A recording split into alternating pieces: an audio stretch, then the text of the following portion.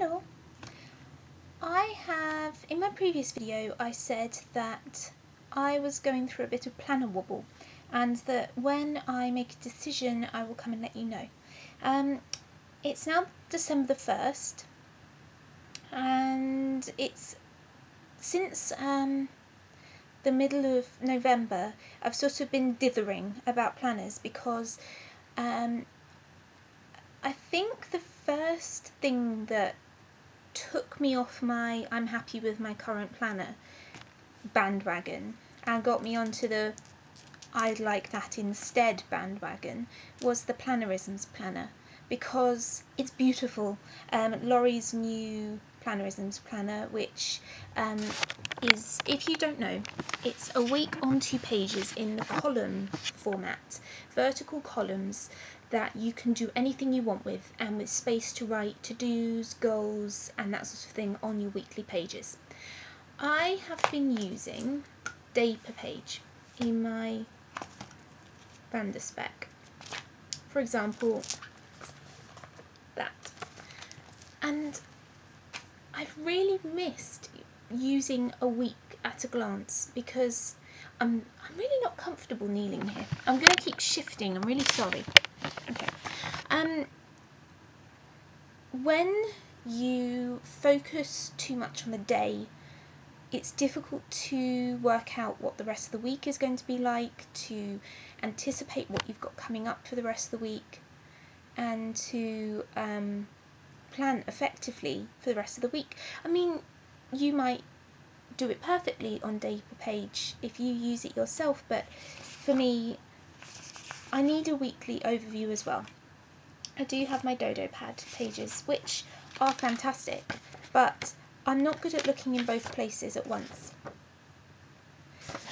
I either look at one or the other, and I tend to neglect the one that isn't about today. So I basically need a week on 2 pages that has enough space for every day in the whole week and not have to resort to a day per page. If you look at my my normal use of the day per page, it's not that much. It's maybe 3, possibly 4 to-dos, my timed appointments, which are lectures, and what I'm planning to eat for dinner, how many fruit and veg I've eaten, how much water I've drunk, and what's the uni work I need to do that day, which doesn't take a lot of space up. I'll show you a particularly busy couple of days, and as you can see, there are still gaps. So it's not like I need a day per page. I know people who absolutely fill the whole page, and mine's got lots of gaps, so I don't need it. And in fact, I don't need to write my lectures down, not the whole title of the lecture. What I've been doing on my weekly view is just these boxes here represent 9 o'clock till 5 o'clock, and I just write in L for lecture, M for meeting, A for appointment, that sort of thing, to basically tell me I have got something on at that time. So what I'm thinking is that I don't need a day per page, but I really think I do need, well, obviously I need something else, and that would be a week on 2 pages with notes. And the difficulty with that is you need a bigger page space to fit it all into a 2-page spread.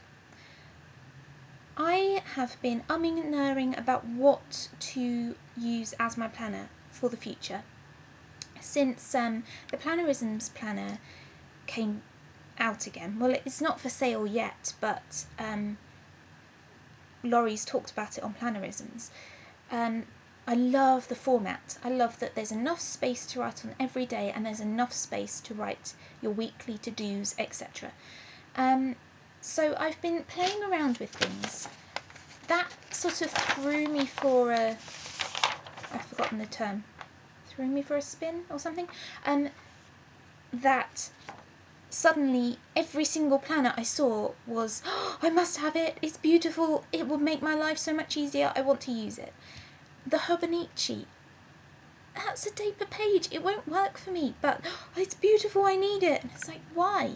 Just because something has stopped me from being happy with my current planner. Anything can do that. Just me getting bored of it, the layout not working for me, it being not pretty enough, it being too pretty, things can just upset my planner equilibrium really easily. But suddenly every single planner became an option, and I was just suddenly like, what am I going to use? I mean, it's just, when I start this planner wobble, it eventually becomes planner fail, and then it becomes planner quagmire, which stops me planning completely, which is just like a death sentence, because nothing will get done, and I can't let that happen here while I'm at uni. So I've been playing around with some things. You have to question what you need, what you want, what format you need, and then what you're going to use it in.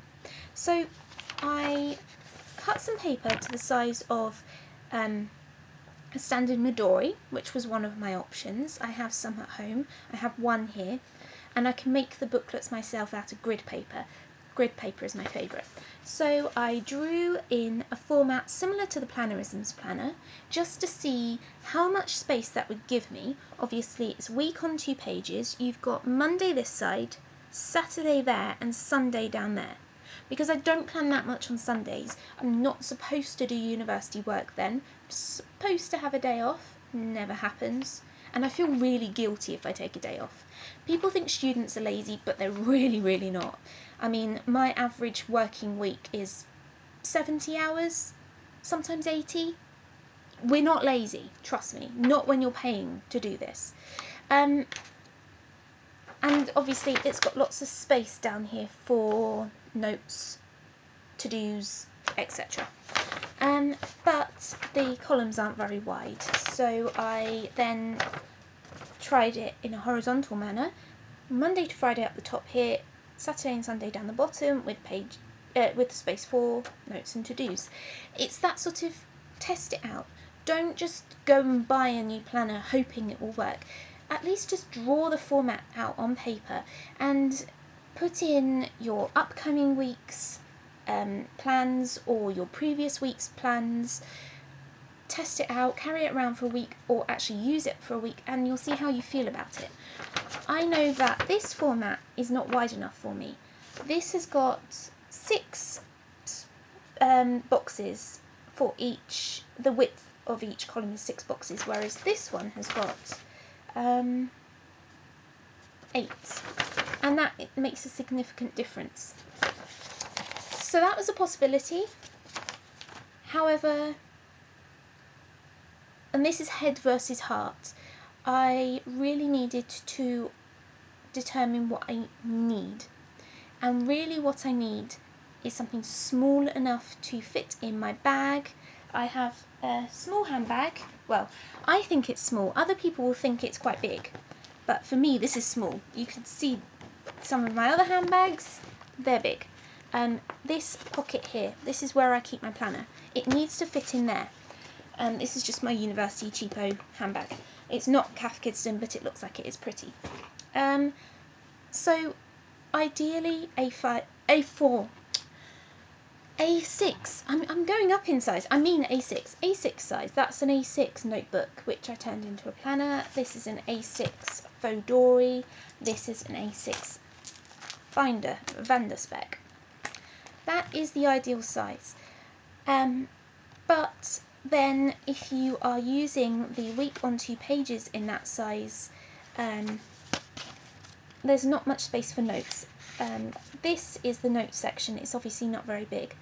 So that was sort of, I was going, that worked for me before, but I got bored of it and there wasn't enough space for notes. So I was thinking, I'm not going to use that format. I'll go for something bigger. I'll go for an A5 notebook. But then it's not small enough, and if you use an A5 thick bound notebook as like a bullet journal, that gets quite heavy. with all my other books in my bag and my A5 Filofax that I use for my university work. And also if you use an A5 Fodori, that gets heavy. So I was thinking up all these pluses and minuses for each option. I can't remember if I said the standard size Fodori or Traveller's Notebook is brilliant. The size is perfect. I can fit so much on these pages. I can fit lots of different notebooks in, but in my experience, through my use, they don't lay flat enough for me. I mean, they lay flat to an extent, but really I need it to lay flat when it's on a flat surface like a desk or something, so that I don't have to keep on holding the pages down to see it, and I can just keep glancing at it without having to actually open up the book. I'm just going to turn my charger on, bear with me.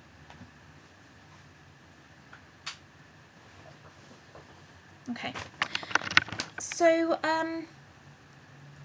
the bigger notebooks were out of the equation, so I really came back to my first two options, which have been the options that I have used for the past year or 2 years that have really worked for me, except I did use the standard Midori and Traveller's Notebook, you know, the Fodoris, and they did work, but again, they don't lay flat, so that was a problem.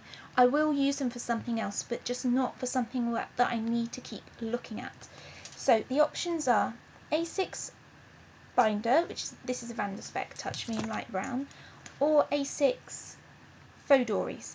I have a pink cover, a blue cover, an orange cover, a purple cover, and a lime green cover for these. This one is from by Paper Flower. I have to do a review of this. I haven't got round to it yet, but it's beautiful. And the other ones are kits from Leather for Craft. So just gonna, my laptop's overheating because it's on my bed. I'm just putting something under it. Very professional video making here. So these are my two options: the A6 Vanderspec and the A6 Fodori. Now I did use the A6 Fodori. I used the this is an MD notebook. It's made by Midori, but it's obviously not a Traveller's Notebook. It's an excellent little notebook. I have talked about it before. That's grid paper, and it has lie flat binding, where it folds back on itself, and the binding just sits so neatly that it does lie flat. I mean, the pages bounce up a bit, but it's flat when it lays on the desk. That's excellent, and I use this continuously from May until the end of September, and that is like a record for me. That's what May, well, it was mid-May, so September, August, July, June, 4.5 months. That's quite a record for me recently. But I started using it for university and decided that it wasn't flexible enough. I was writing out, doing like a timeline of things there, and then of my timed stuff, and then writing what I needed to do, and it just wasn't flexible enough for me, which should have been an indication to me now it's not going to be flexible enough for university. So it was an option, but this is heart, whereas this is head. It's like me trying to do what's sensible and logical, which is the A6 binder, versus trying to appease my heart, because if I get bored of the binder, I will do this whole thing again. I wanted to use an A6 Fodori, and I would have used it with a little notebook like this, but I think I would have bought a new one because this isn't the way I wanted to use this one anymore. I love Carrie Harling's videos. She is amazing. She has 7 children, and yet she still finds time to do everything that she needs to do with her family and her household and everything, but still finds time to do her work and to do her hobbies. And that is basically my dream. I mean, I'm not planning to have any more than 2 children, but I still can't imagine that I'll have time to do the stuff that I want. So she's like my idol in that she is like the perfect person. And she uses, or she did until recently, use traveller's notebooks. She's used them in different sizes. I think her favourite size is personal size, which is taking the Filofax personal size and then making it into a faux dory. This is A6. It's similar, it's wider, so the page is sort of more square. It's not square, but it's less tall and thin, it's more broad and short. I love it's really stupid. I love her top tabs. I don't know why, but this is the thing that is making me want to use a traveller's notebook, is just her top tabs. It's illogical. I suppose it's like, you know, anything that's aesthetic that you think there's no reason why I love that so much. It's like if you were to say I love a picture of a room in a house magazine, my room would look rubbish like that. The lighting's completely wrong and I don't have a big enough you know, space to take that wallpaper or take that paint, but my heart keeps on saying I really want it, and I keep on having to persuade myself no, it's a bad choice. But for some reason these top tabs, they're just like, oh, they're so pretty and I want to use them, and I don't use top tabs that much, but for some reason I really want to use all her top tabs and I really want to know what they're all for. I have one top tab, and it's this orangey greeny one here, which is just the thingy that helps me find my routines, but I want tons of top tabs. But because she uses them in a traveller's notebook, I want to use them in a traveller's notebook. I want tons of top tabs. I want to use a traveller's notebook as a planner, just like Carrie, and it's like, that's not going to work for me. I've already proven with this notebook that I turned into a planner, that will not work for me at university. So, head over heart. I'm going to use this. I'm going to keep using it. I've been using it since October. I bought it in October. I think it was halfway through October, and it worked for me, and it's still working for me. I just need to change the inserts, and it's more sensible for me to use the binder because it's flexible. It's you can add things, you can take things away. I will make a week on 2 pages that will work for me, and then I will have a ticked in page for my weekly to-dos. That will work. And then I'm going to use this as a hobbies notebook. I love Carrie's thing of, she has like this tote bag where she has all of her notebooks and stuff for her various hobbies or tasks or whatever, so that if she has 5 minutes when she's waiting for one of her children to come out of school, when she's taking them home on the school run, if she has 5 minutes, she'll do stuff in that notebook. This will be my 5 minutes notebook. When we've got a small break in the middle of a lecture, or if we're waiting for the lecture to start, or if I'm waiting in a queue somewhere, I can just write down ideas in here. I will have ideas for my novels, ideas for crafting, and a general ideas book, and a commonplace book. So if I hear anything interesting that I want to write down, I can write it down in there. And then I can have all the top tabs that I want. And I can also have side tabs that are attention, this needs to be done, or this needs to be action. So if there's something that I need to transfer into my A5 Vanderspec, which is my hobbies workbook, or that's for at home, this will be for outside, or if I need to write down something in my commonplace book that I will then want to look up later on the internet, like some interesting story about a historical figure or something, I'll have a side tab sticking out saying you have to do something with that. But the reason why it's sensible for me, not just because it's flexible and because I can add inserts and take them out, I can also add in daily pages when I need them. I don't have to have any more of these pages that have nothing written on them because it's Sunday like that, and I didn't plan anything because I was doing my presentation and I didn't have any to-dos and I didn't have any appointments because it's Sunday. I can just add a day per page when I need to. But it's sensible for me to have my daily, my planning in my binder and my notes for my hobbies in my Fodori, because I need to consider what I want to archive, what I want to look at when I'm older. I don't keep my day per page. What I've been doing is writing down the things that I have done and the things that I have, the lectures I've had in here.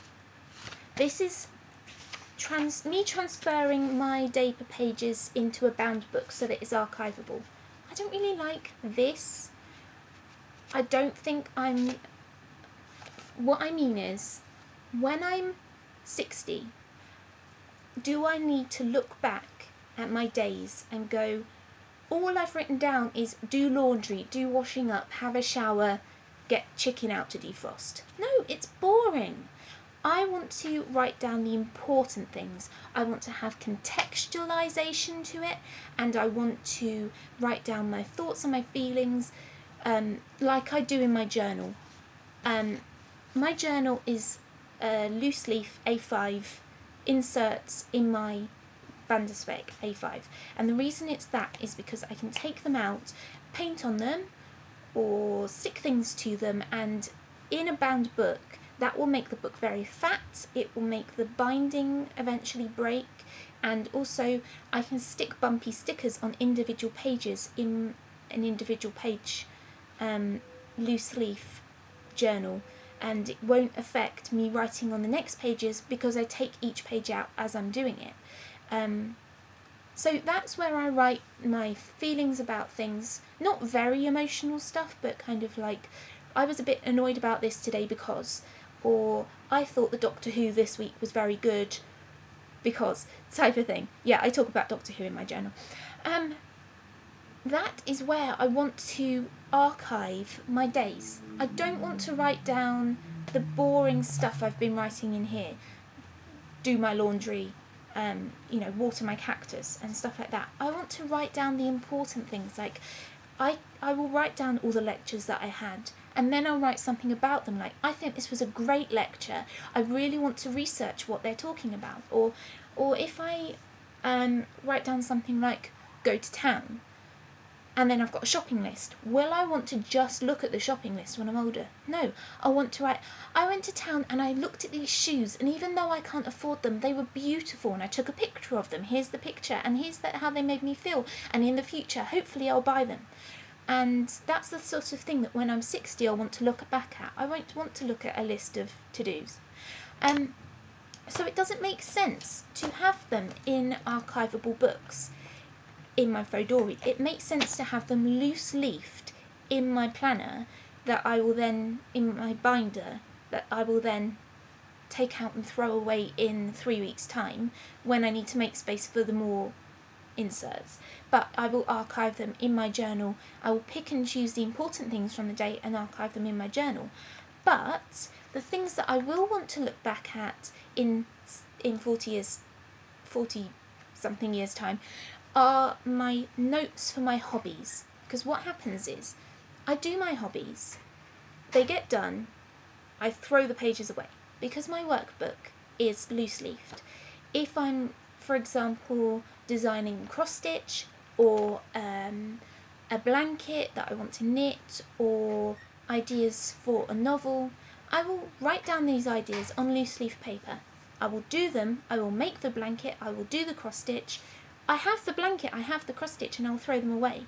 But it's nice to see the decisions that you made. It's nice to look at pieces of paper and say that you You can see your thought process in it. For my novels, I will write the novel, I will store it, I will hopefully print it and bind it and make it look like a real book and put it on my shelf. And then I might throw away the pages where I wrote the notes. But it's nice to see all those questions that I've written, ideas that I've written that didn't make their way into the book, all the options for the characters' names that I didn't choose. And that should be in an archivable book. I should be able to preserve them for as long as I want. They shouldn't be in loose leaf paper that, to be honest, I'm going to throw away in a year. They should be archivable. So that's my thought process. And yes, I will put lots of top tabs in here. And yes, my... Woo! Just dropped it. This is where I go, have I scratched it? Have I broken the rings? No, it's fine. It was a foot off the ground. It's fine. And this is where I get paranoid about my binders. The binder is the most sensible decision for planning because it's flexible. I can change things. When I get bored of a weekly layout, I can draw in a different layout. It just makes sense. And to be honest, that's what I need to do. I need to have head over heart. So this is head. This is heart. That's sensible. So there we go. I've waffled. 26 minutes. Thank you very much for watching. Bye.